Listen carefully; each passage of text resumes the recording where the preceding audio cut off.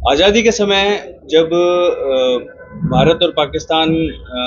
के रूप में इस हिस्से का बंटवारा हुआ, तो थार रेगिस्तान जो है वो कुछ हिस्सा उसका हिंदुस्तान में रह गया, कुछ हिस्सा उसका पाकिस्तान में रह गया। पर जैसा मैंने बताया कि इसके बावजूद हमारे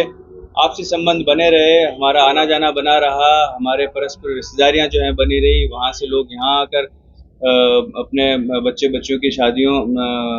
जो है लगातार करते रहे, और यहाँ से जो है यहाँ के जो परिवार हैं वहाँ पर भी वो इसी तरह से रिश्तों रिश्तों के बंधनों में जो है बंधे रहे। और किसी भी क्षेत्र को जो है उसमें आपसी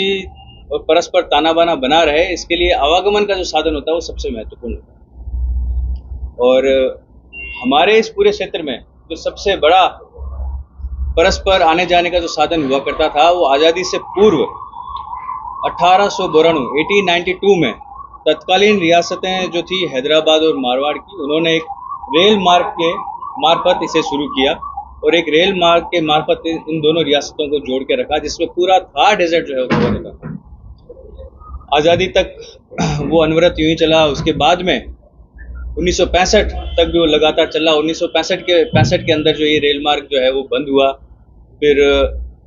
जनता की और हम सब लोगों की भारी जो यहाँ के जो निवासी हैं उनकी भारी मांग के कारण 2006 में इस रेल मार्ग को पुनः शुरू किया गया और यहाँ से जाने वाली ट्रेन का जो है नाम वो थार एक्सप्रेस रखा, जो भारत और पाकिस्तान के लोगों को आपस में जोड़ने के लिए और आवागमन के लिए जो है शुरू की गई। 2006 से लगातार चलने के बाद में हुआ ये कि पिछले कुछ साल पहले किसी कारणवश जो है इस ट्रेन को बंद कर दिया गया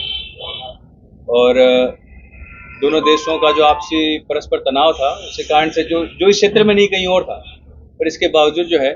वो आवागमन के रास्ते बंद किए गए। पंजाब से भी बंद किया गया, हमारे यहाँ से भी बंद किया गया, अन्य जो साधन थे उनको बंद किया गया, परंतु उन सभी साधनों को फिर से शुरू कर दिया गया। पंजाब से आना जाना शुरू है, बाकी के जो आवागमन के साधन है वो शुरू है, पर हमारा ये जो थार से जो आपसी संबंध का जो ये परस्पर आने जाने का जो साधन हुआ करता था, इसे अभी तक भी शुरू नहीं किया। और इससे क्या क्या नुकसान हो रहे हैं ये आप और हम सब जानते ही हैं, पर फिर भी मैं चाहता हूं कि जो वहाँ से हमारे भाई बंधु यहाँ आए हुए हैं, जो हमारे परिवार यहाँ रह रहे हैं, वो खुद भी अपनी बात को रखें और आपको बताएं। इसीलिए आज मेरे साथ में पाक स्थापित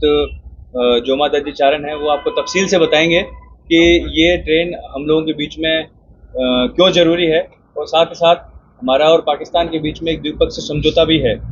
और जिस समझौते को बनाए रखने के लिए भी इस ट्रेन की भूमिका जो है बहुत महत्वपूर्ण है।